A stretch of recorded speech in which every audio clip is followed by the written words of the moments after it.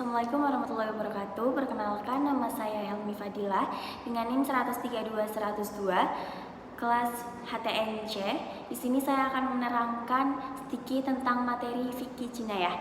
Yang pertama yaitu jarimah hudud. Pengertian jarimah hudud sendiri yaitu tindakan pidana dalam hukum pidana Islam yang sanksinya telah ditetapkan secara tegas dalam Al-Quran dan Sunnah Nabi Muhammad SAW, dan hukuman yang dikenakannya sendiri yaitu disebut had. Had sendiri yaitu hukuman yang telah ditentukan jenis, jumlah oleh sarah dan menjadi hak Allah Subhanahu wa Ta'ala sehingga tidak dapat diubah atau ditawar oleh manusia. Jarimah hudud sendiri yaitu hukuman had, dan hadnya adalah ancaman hukuman yang telah ditentukan macam dan jumlah dan menjadi hak Allah Subhanahu wa Ta'ala. Dasar hukum jarimah hudud ini sendiri yaitu meliputi yang pertama ada zina. Zina sendiri adalah melakukan hubungan seksual antara laki-laki dan perempuan yang belum memiliki ikatan nikah dengan memasukkan zakar ke dalam faraj yang haram dan tanpa subat dan secara naluri mengundang syahwat. Sanksi perbuatan zina sendiri yaitu dibedakan berdasarkan pelaku zina itu. Yang pertama ada pelaku zina yang sudah menikah yaitu muhsan. Yang kedua ada pelaku zina yang belum menikah yaitu khairun musan. Sanksi bagi pezina yang belum menikah yaitu khairun musan, yaitu hukumannya cambuk sebanyak 100 kali dan pengasingan selama 1 tahun menurut ulama seperti Imam Syafi'i dan Imam Ahmad. Meskipun ada pendapat lain seperti Imam Hanifah yang hanya mewajibkan cambuk tanpa pengasingan, dan hukuman ini berlaku bagi laki-laki maupun perempuan yang belum pernah menikah. Yang kedua ada sanksi bagi pezina yang sudah menikah atau muhsan.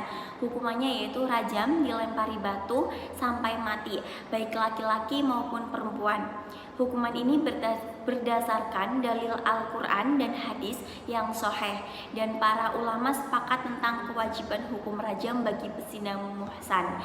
Pembuktian dan syarat penjatuhan hukuman zina, pengakuan pelaku sendiri yang dilakukan secara sadar dan berulang atau dengan kesaksian 4 orang saksi laki-laki yang adil, yaitu yang melihat secara langsung perbuatan zina tersebut.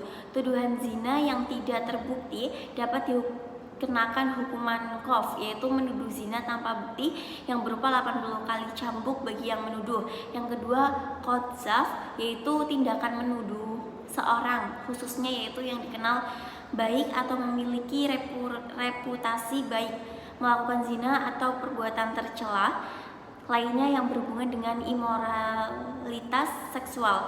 Tuduhan ini harus dilakukan secara terang-terangan dan tanpa bukti yang sah, baik berupa saksi yang dapat dipercaya atau pengakuan yang pihak yang dituduh. Sanksi qad'af sendiri dalam hukum Islam, hukuman pokoknya pelaku qad'af sendiri itu dijatuhi had berupa cambuk sebanyak 80 kali bagi orang yang merdeka. Bagi budak sendiri hukumannya yaitu 40 kali cambuk setelah dari hukuman orang merdeka. Hukuman tambahannya sendiri yaitu kesaksian pelaku tidak diterima selama dalam perkara apapun. Pelaku dinyatakan sebagai orang fasik atau pelaku dosa besar. Syarat qadzaf sendiri yaitu tuduhan tanpa menghadirkan 4 saksi, pelaku sadar bahwa tuduhannya serius, dilaporkan oleh pihak yang dituduh. Hikmah qadzaf sendiri yaitu sebagai pengingat bagi umat Islam untuk selalu mencari kejelasan atau tabayun sebelum menuduh orang lain. Yang ketiga yaitu ada sirban. Sirban dalam konteks hukum Islam sendiri yaitu merujuk pada minuman keras atau alkohol.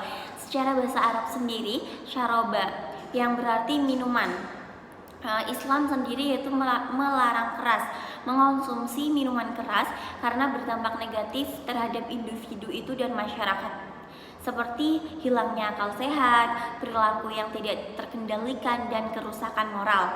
Sanksi bagi hukuman yang paling umum untuk syurbah adalah cambuk. Namun jumlah cambukan bisa bervariasi tergantung pada prestasi dan mazhab fikih yang diikuti. Hukuman ini berlaku tanpa pandang bulu, baik laki-laki maupun perempuan, dan bertujuan untuk memberikan efek jera serta menjaga akal dan moral umat Islam. Tujuan sanksinya sendiri yaitu mencegah dan menghilangkan kebiasaan minuman-minuman keras yang dapat menyebabkan kerusakan individu dan masyarakat. Menjaga akal sehat sebagai salah satu maqasid syariah, yaitu tujuan utama syariat Islam, memberikan efek jera agar tidak ada yang berani melanggar larangan ini. Berikutnya yaitu ada jarima hudud 2. Seperti pada bagian jarima hudud 1, pengertian jarima hudud jarima sendiri yaitu perbuatan-perbuatan yang dilarang oleh syara yang diancam oleh Allah Subhanahu wa taala dengan hukuman had atau tazir. Sedangkan hudud ini terbagi menjadi 2 kategori. Yang pertama yaitu menjelaskan kepada manusia berhubungan dengan makan, minum, perkawinan, perceraian, dan lain-lain yang diperbolehkan dan yang dilarang. Kedua, hukuman-hukuman yang ditetapkan atau diputuskan agar dikenakan kepada seseorang yang melakukan hal yang dilarang untuk dikerjakan. Sehingga jarima hudud sendiri yaitu perbuatan pidana yang telah ditentukan bentuk dan batasan hukumannya dalam Al-Quran dan Sunnah Nabi Muhammad SAW. Dasar hukum jarima hudud 2 yaitu yang pertama ada sariqoh, yaitu mencuri. Ialah mengambil harta orang lain dengan cara sembunyi-sembunyi dan dengan cara penipuan. Sanksinya sendiri yaitu dipotong bagi pelaku pencuriannya. Hukuman potong tangan dalam pencuri hanya dijatuhkan kepada yang terpenuhi syarat-syaratnya. Yang pertama, harta yang dicuri diambil secara diam-diam tanpa diketahui pemiliknya. Yang kedua, barang yang dicuri harus memiliki nilai. Yang ketiga, barang yang dicuri harus disimpan dalam tempat yang aman, baik dalam penglihatan maupun sesuatu yang tempat aman. Yang kedua, ridho murtad, yaitu murtad atau ridho adalah kembali dari agama Islam kepada kefakiran baik dengan niat, perbuatan yang menyebabkan kekafiran dengan ucapan. Sanksinya sendiri yaitu hukuman mati jika setelah masa taubat orang tersebut tetap pada kemurtadannya, maka menurut jumhur ulama ia dijatuhi hukuman mati. Hukuman ini didasarkan pada beberapa dalil. Syarat-syarat berlakunya jarima hudud ridho atau murtad yaitu pelaku adalah muslim yang balik dan berakal sehat, tindakan yang dilakukan dengan sadar tanpa paksaan. Yang ketiga, perbuatan atau ucapan menunjukkan keluar dari Islam seperti menghina agama, menolak ajaran pokok Islam, atau berpindah agama lain. Yang ketiga ada buha atau pemberontakan. Buhat sendiri adalah kelompok atau individu yang menentang kekuasaan negara dengan kekerasan, keluar dari ketaatan kepada imam atau pemimpin yang sah tanpa alasan yang benar dan menghalangi pelaksanaan kewajiban agama maupun negara. Ada 3 unsur pemberontakan. Yang pertama, pembangkangan terhadap kepala negara. Yang kedua, pembangkangan dilakukan dengan kekuatan. Yang ketiga, ada niat yang melawan hukum. Nah, sanksinya sendiri yaitu perang terhadap pemberontakan, memerangi buhat sampai mereka menyerang dan kembali taat. Hukuman mati hudud diberikan jika pemberontakan membahayakan keamanan dan tidak ada jalan damai. Hukuman tazir yaitu pengampunan dan hukuman ringan jika pemimpin memberikan keringanan. Yang keempat ada hirobah yaitu merampok. Perampokan sendiri adalah pengambilan harta orang dengan cara kekerasan dan pembunuhan. Nah, sanksinya sendiri yaitu berdasarkan tingkat kejahatan. Mengambil harta dengan kekerasan tanpa pembunuhan yaitu potong tangan dan kaki secara bersilangan, membunuh dan merampas harta, hukuman mati dan disalib, mayatnya diarak selama 3 hari sebelum dikubur, hanya menakut-nakuti tanpa mengambil harta, pengasingan atau penjara. Nah, pembuktian jarima hirobah dapat dilakukan dengan pengakuan pelaku yaitu ikrar atau kesaksian saksi atau syahadah, petunjuk atau indikasi kuat qarinah yang mengarah pada terjadinya tindak pidana hirobah. Nah, materi yang berikutnya ada materi kisos dan diat.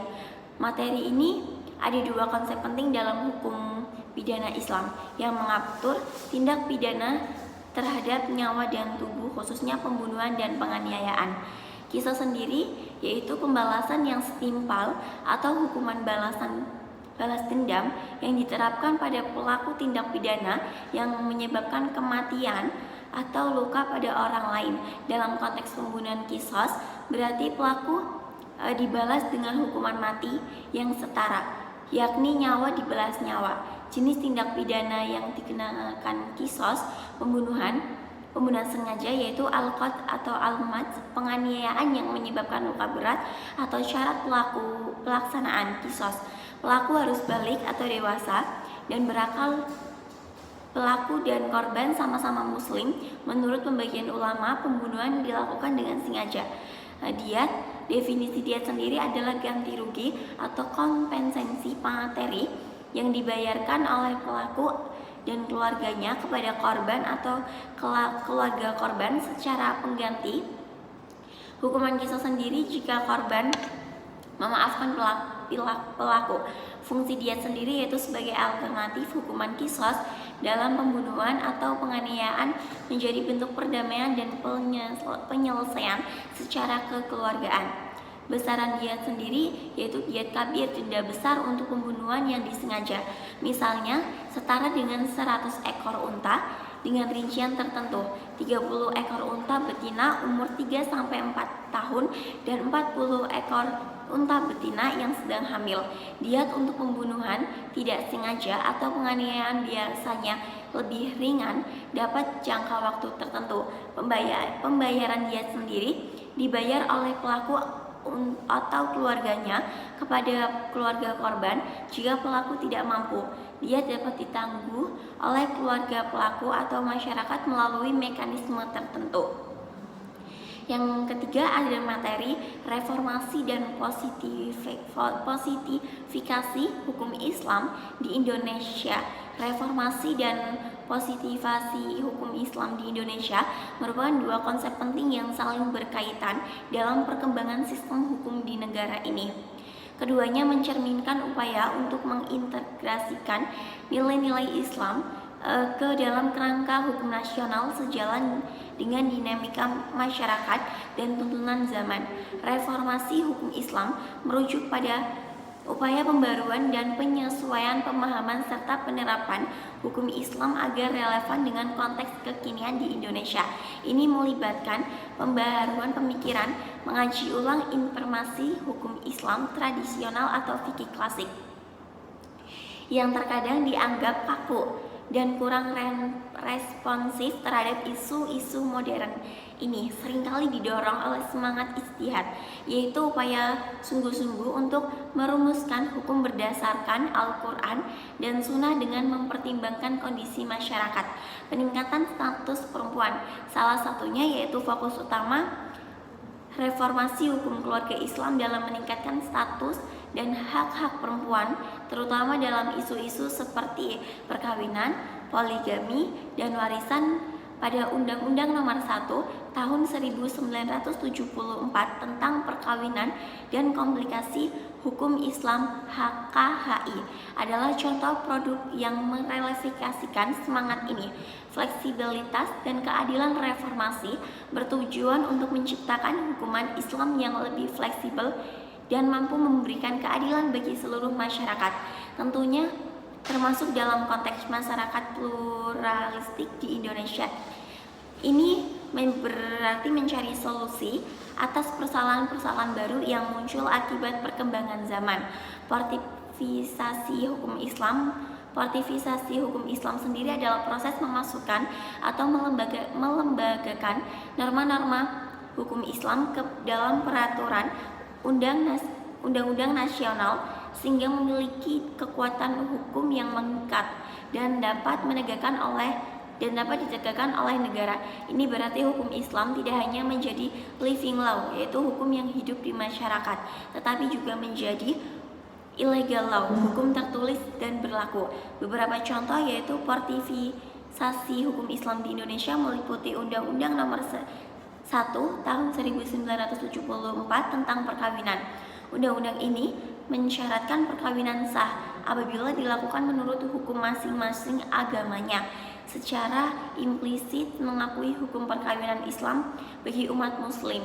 Undang-Undang Nomor 7 Tahun 1989 tentang Peradilan Agama dan perubahan undang-undang ini memberikan kewenangan kepada peradilan agama untuk menyelesaikan perkara perdata tertentu seperti perkawinan, warisan, wakaf, hibah, dan syadaqah bagi umat Islam. Reformasi dan positivisasi hukum Islam memiliki pengaruh signifikasi terhadap sistem hukum Indonesia. Diversifikasikan sumber hukum, sistem hukum Indonesia yang menganut tradisi civil law diperkaya dengan masuknya hukum Islam sebagai salah satu sumber hukum yang positif, khususnya dalam bidang hukum keluarga dan ekonomi syariah. Penguatan lembaga peradilan agama, fortifikasi hukum Islam telah memperkuat eksistensi dan peran peradilan agama sebagai bagian integral dan sistem peradilan nasional perlindungan hak-hak warga tertentu. Melalui produk-produk hukum nasional, reformasi, dan fortifikasi hak-hak warga negara, khususnya perempuan dan anak dalam lingkup keluarga muslim, lebih terjamin secara hukum. Tantangan meskipun demikian, proses reformasi dalam fortifikasi hukum Islam di Indonesia tidak terlepas dari tantangan. Perdebatan internal umat Islam, terdapat perbedaan pandangan di kalangan umat Islam mengenai sejauh mana hukum Islam diresmikan secara dalam hukum nasional antara kelompok yang berpegang teguh pada tradisi taklid dan kelompok yang mendorong pembaharuan ijtihad. Tantangan struktural dan kultural gagasan aktualisasi hukum Islam masih diperdebatkan, tidak hanya di internal umat Islam, tetapi juga dari eksternal kultur masyarakat Indonesia yang beragam, serta adanya beberapa sistem hukum yang berlaku juga menjadi tantangan kesenjangan pemahaman. Adanya kesenjangan pemahaman di kalangan legislator dan penegak hukum dan filosofi hukum Islam. Sekian pembahasan hukum fikih jinayah dari saya. Kurang lebihnya mohon maaf, saya pamit undur diri. Wassalamualaikum warahmatullahi wabarakatuh.